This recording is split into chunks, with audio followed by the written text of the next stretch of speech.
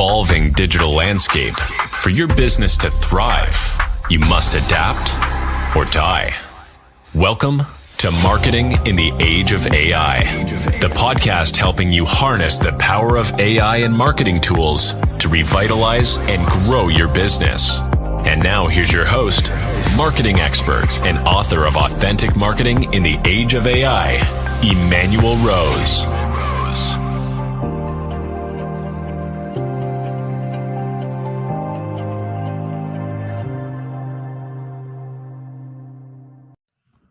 Welcome to this episode of Marketing in the Age of AI. Today, I am deeply honored to have on this show a renowned author, Michael Buzinski, or Buzz, who is an agency owner, burgeoning expert in AI as we continue to develop it, and an all-around good guy. And I'm really happy to have you on the show, Buzz. Thanks for joining. Thanks for having me, Emmanuel. Anything else you want to say about your background that will help us understand you? It's funny because it's when you own a marketing firm, everybody assumes it's an agency, and actually, I own an anti-agency agency. Fair enough. All right. I ran a multi-seven-figure creative agency in the 2000 teens, and I actually shut it down in 2018 and started a marketing firm. And people are like, "Well, what's the difference?" Yeah, right? let's dig into the difference. So agencies are creative agencies specifically are those who create the marketing materials and deploy them, right? So they're gonna have graphic designers, they have the web developers, they have audio and video departments, usually the whole 9 yards. We had even a print shop, in-house print shop, where we did small and large format printing, CD duplication, then the USB duplication, large format printing. We did, this was just in one department, right? Like, so we had all these things. And the problem with it is that you have to maintain basically five, in our case, 5 different businesses. For sure. Yep. I got you. And in agency world is a very high paced, we're always saying yes, the whole 9 yards. When you work with a marketing firm, you're usually working with either a fractional CMO or a strategist or consultant or a coach. Okay. Yeah. Usually they're consultants in a firm. Coaches are usually the reserved for the solopreneurs, right? So when you're talking about a firm, you're talking about multiple people. I have a team of 8 plus we have some ancillary support around us for the specialized things that I refuse to be too much, right? I'm like, this is what we do really well. This is where we're going to stay. And so when you have a firm that does that, you're usually working with somebody or a team that is focused on strategy versus tactics. Yeah. And I see agencies, though they will go into strategy, they will not force their clients to have a strategy before they engage them for tactics. Yeah. And I have a firm belief that sound strategy will beat blind tactics every single time. Absolutely. So, yeah. That might be a little bit. That's cool, but that might come from your military background too, I would imagine. Maybe a little bit. Yes. There you go. In music too, though, like, in any media production, you can't just go in and go, we're going to create something. Okay. What are you going to create? Right. We're going to create a movie. Well, what kind of movie you're going to create? I mean, like anything that you create, and marketing is a creative, it is where creative and analytics come together, right? Yep. And so I think that people just underestimate the amount of planning, the amount of strategy, and the amount of thinking and forward thinking, if you will, and all of the things that go into like launching a successful campaign, regardless of what it is. I love it. I'm interested to hear, what is your step 1 of strategy development?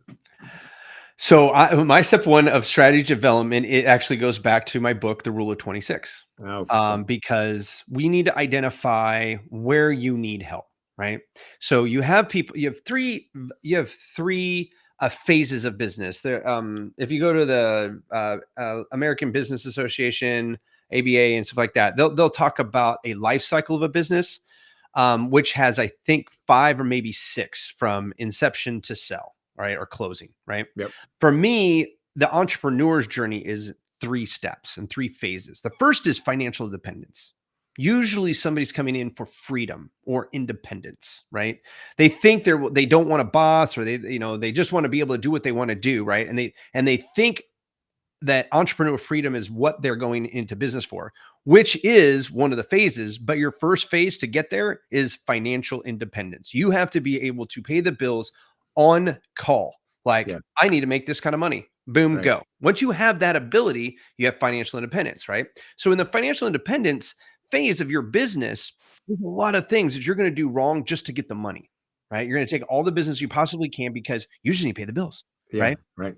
Once you have figured out what makes you financially independent, then you go into the phase of entrepreneurial freedom. Entrepreneurial freedom allows you to then play around with things in your business, around your business, do joint ventures and all these other things that CEOs do to then leverage their growth, because you do brute force getting it a financial independent, then you finesse and leverage your abilities to get entrepreneurial freedom. And once you have that entrepreneurial freedom, then you move into the third phase of being an entrepreneur, which is the dream to drive impact. All right. You want to drive impact at that point, right? And so when we're working with a firm, but coming into us, because we work specifically with B2B service providers. Okay. So we work with other types of consultants, fractionals, business services like CPAs, law, stuff like that. Right. Yep. Sure. So when we go in there, first we need to find out where you're at. Are you just looking to add revenue because you don't have enough revenue to do the things you actually want to do with your business? That right there creates a different direction for strategy than I want entrepreneurial freedom, right? Because Yep. my strategies when we're going into financial independence would be brute force, right? Grassroots marketing, networking and social media networking, all these things that go around, because usually at that point they have more time than money. Right. So if I give you a strategy, it's going to take a lot of money, and you're like, I don't got any money. I got all the time you want. Buzz. I'll give you all 24 hours, but I can't give you a dime. Yeah. Okay. I'm going to go, okay, go read my book. Yeah. Right. Yeah. Okay. Yeah. But, Buy the book I and mean, read it. Yes. right. Exactly. Right. But now if they're in entrepreneurial freedom, now they're looking to leverage they're trying to buy back their time. Now they Yeah. have a little bit more money. They probably have more money than time. Right. Yep. And so the strategies are much different there. And when you're trying to drive impact, you're actually looking, like, for me, I'm in impact mode. I only work with very specific types of people because of the impact I'm looking to make.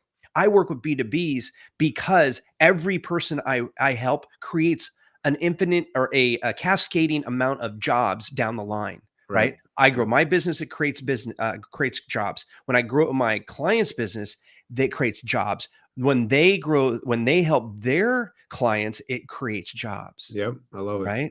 Yep. So yeah, I have a military background. Yeah, I believe in serving my country. This is how I serve my country. Yeah. Is I love creating jobs. And creating middle class jobs, because Yep. we don't have enough of them to support a strong middle class. And middle class is the key to a strong economy. That's what's missing right now. And I'm like, how do I help?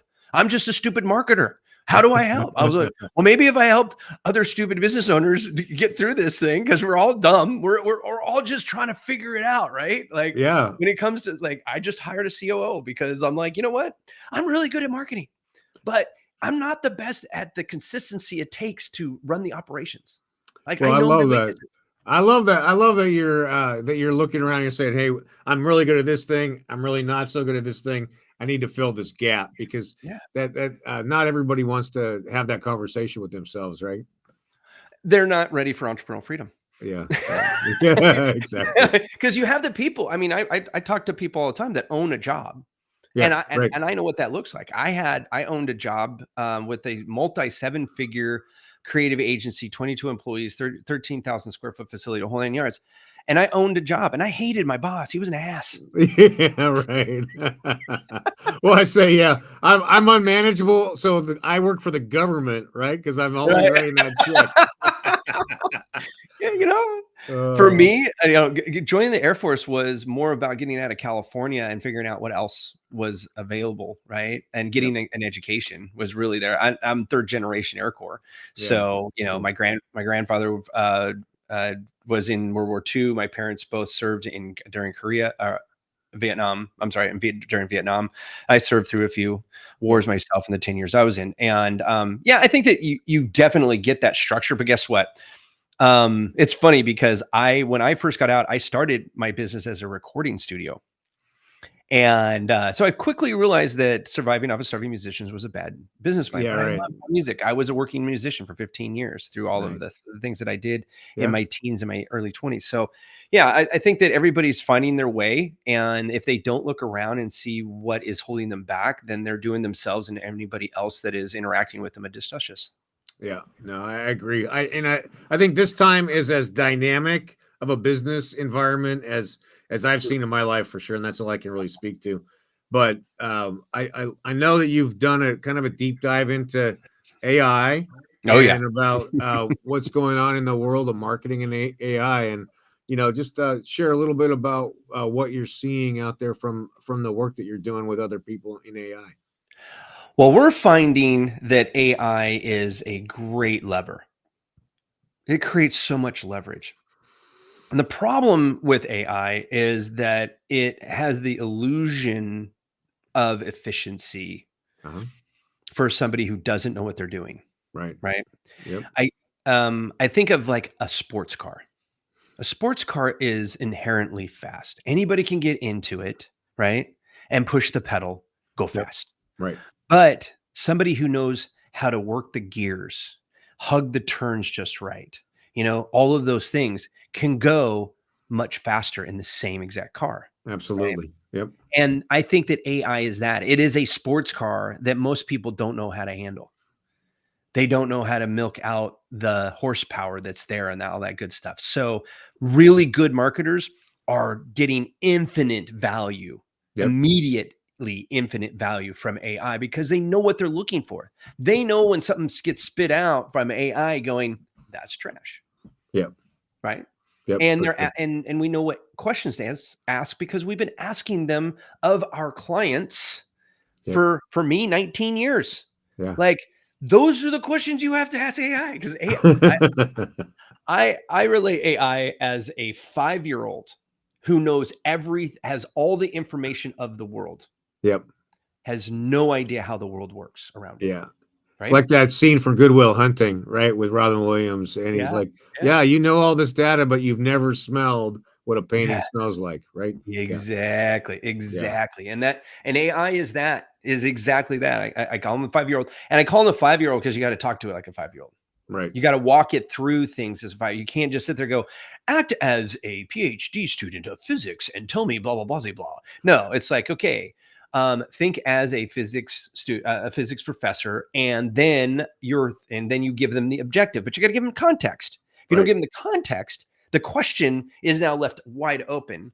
for what is called hallucinations, right? Right. AI Yep. hallucinates all the time. And most of it is user driven because Right. they've either asked too much of it too soon, Yep. they didn't give them the right information, or they didn't give them enough information. Yep. I love it. Yeah. So the prompt engineering is going to be the critical part of these tools for the foreseeable future. Would you agree with that? I think there are two roads that generative AI, let's narrow it down. There's so much Yeah, AI for out there. sure. So Yeah. generative AI, I think, is going to go down two roads. One is promptless AI, and we're definitely going to see a lot more of that. It will be the more expensive version of it because people will have trained the bots to do most of the preliminary work of going, okay, you're going to do this, right? Yep. Yep. I use GPTs and I've just recently started using Claude projects. Okay. Cool. To do the same thing, right?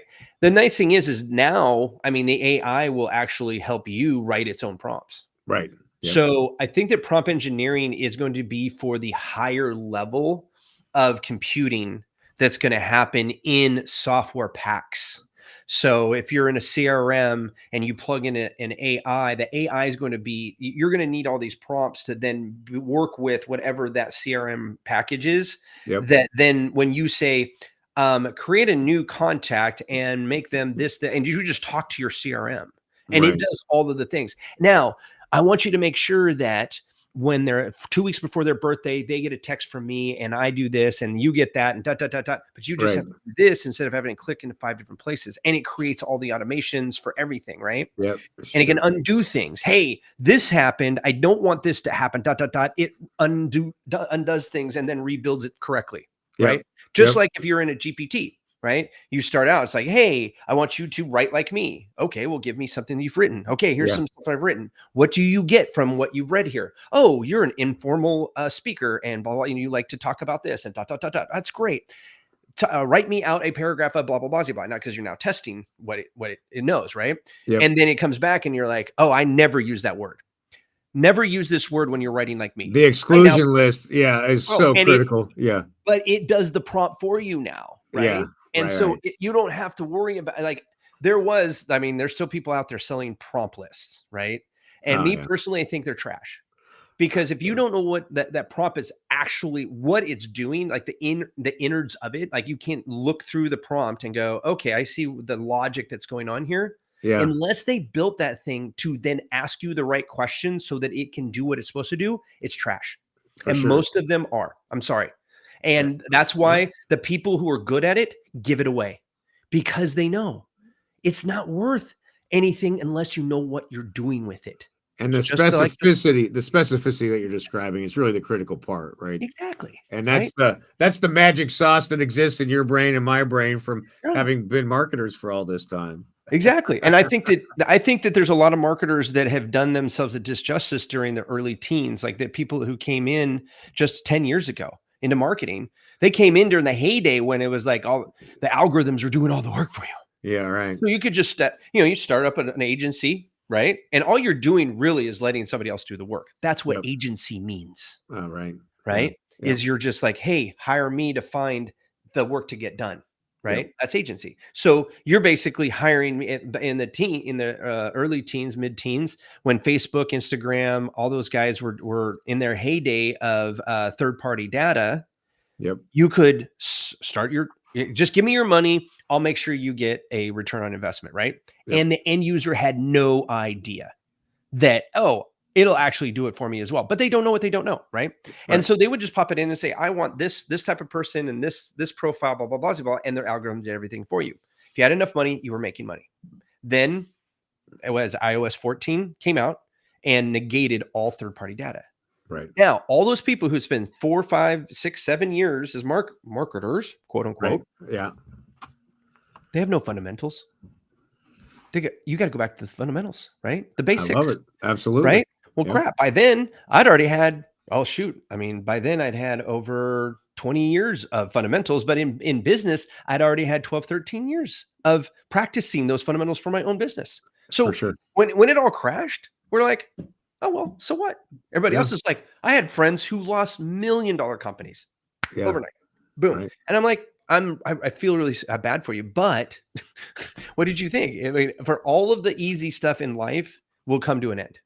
Right?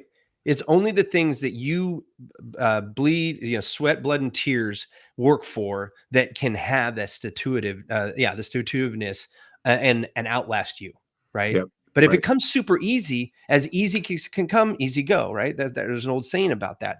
AI is the same way. If it's easy to use, it will be usurped very soon. Do not wrap your business around something that will be usurped very soon. You have to have marginal utility at all times. Well, that's cool. I love it. Let's see. Just give me 1 or 2 other tools that you're using right now that people should be taking a look at and getting value out of. I really like when people are using the note takers in their meetings. I think Fathom is one, or Phantom. Phantom is one of them that I see a lot of. Me personally, I just have my, we use Google Meet when we make meetings, take meetings, and I just use the transcription. And then I pop that into my ChatGPT that is trained to do certain things. But Phantom is a really good one because you'll get an email afterwards that will line out your action items and your key points to the meetings and stuff like that. And I think that's really good. And then you want to keep collecting this information. This is the age of first party data. Right. Okay. So if you're doing sales, you're doing marketing, you're doing operations, anything like that, and you're having meetings about those, you need to get the transcriptions from each of those types of meetings, put them in folders so that later on you can throw them into an AI machine that will then crunch all of that data and go, okay, what are the next steps of what we're trying to do? Yeah. Given all the things that we've been through, what are we missing? Yeah. I Right? love that. Yep. Right? Yeah. What are But my if you don't- gaps? Yeah. But if you don't collect the information along the way, it's just your memory, and Yep. your memory gets worse and worse for every day away from the event happening. Absolutely. Yep. Right? Yeah. That just solidifies the what happened that day between everybody, and you can go in there. I've done it with I've done it with my marketing research, where I'll just record 10-minute conversations with people who I'm doing marketing research on, and then I Yep. take all of those and I go, what is the commonalities between all of these 20 companies? Yeah. Oh, Right. So these you're are the building commonalities. an ICP from that. Yeah, Yeah. exactly. What are Awesome. the biggest pain points? What are the Yeah. most common pain points? What are the rare pain points?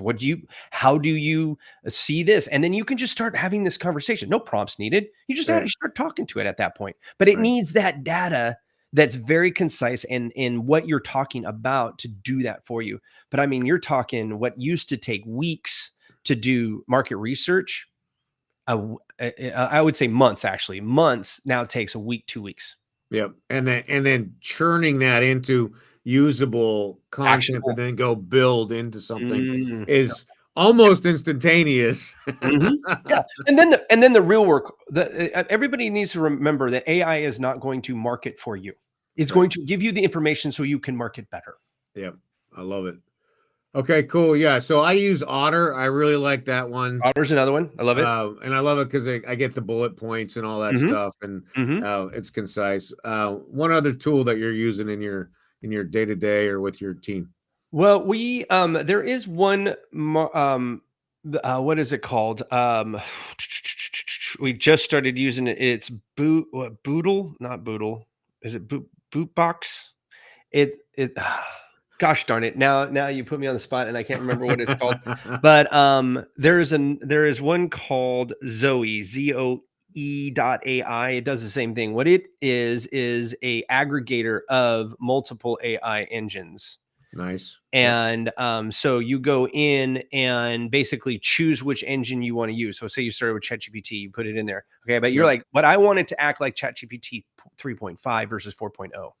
Right. Then you're like, okay, great. So you do it. Now do that same thing, but act as Claude. But I want you Right. to be Opus 1 versus Opus 3. Wow. Right. That's And very so now specific. you're seeing which engines will work best, which generative AI will work best for what you're working on. Yeah. Right. And then you can have that project as like, okay, well, when I have that chat's always going to use this engine. Right. I love it. Because Yep. not every new iteration of your AI bots are going to be the best for what you're doing. Right. Because they're teaching it to do more things, and you're like, I needed to do less things, maybe. I needed to think a different way. I needed to approach the logic a different way, and that's every one of those iterations does something different to the logic. So I love those. You know, there's a bunch of them out there, and the nice thing about those is that you only pay like $20 a month for the pro versions, and Yep. you get access to all of them. Right. And then if you find yourself using just one or two on a regular basis, then go and just buy those specifically, because you will run out of credits. But Right. it's a great way to test a lot of engines and see which one works best for you. And I think that's a great point, is just this testing, Always because testing. all of these things are changing every day. Yeah. And so, like you're just describing the GPTs and their different iterations, Yeah. whatever software you're using is getting more information, more data, more testing on their side. And so we as marketers have got to really stay dynamic and stay with it as it drifts. 100%. 100%. I know I think that in my next book, which is going to be the Simple Marketing Method, where we break down the 6 phases of marketing for B2B businesses, we're going to be putting in how to utilize AI in a couple of the phases that will really help people as far as that goes. Yeah, well, that's cool. So you got that. What's the kind of the timeline for this new book? Because I'm excited. I'll be within the next year. Yeah, we don't have a pre-order yet, but if you follow us on the social medias at Buzzworthy, You Are Buzzworthy, the letter U, the letter R, and then the word buzzworthy. If you do that at You Are Buzzworthy for both Facebook and for Instagram, we're there. Buzzworthy Marketing on LinkedIn. And you can check out my book at ruleof26.com. I love it. Michael Buzinski with 1 Z. And although you do go by Buzz, and I really with 2 Z's. I appreciate your time with 1 T. And I hope that I could convince you to come back on in another few months and we see what's changed in your world and what new things you've learned. I would love to do it. That'd be awesome. All right. Well, Buzz, I really do appreciate it. And I hope you have a great week. Thanks. All right. Cheers. Thanks for listening to Marketing in the Age of AI. Be sure to subscribe wherever you heard this podcast so you never miss a future episode. Your copy of Authentic Marketing in the Age of AI is available at Amazon.com or EmmanuelRose.com. You can also connect with Emmanuel on LinkedIn. Thanks again for listening, and we'll see you next time.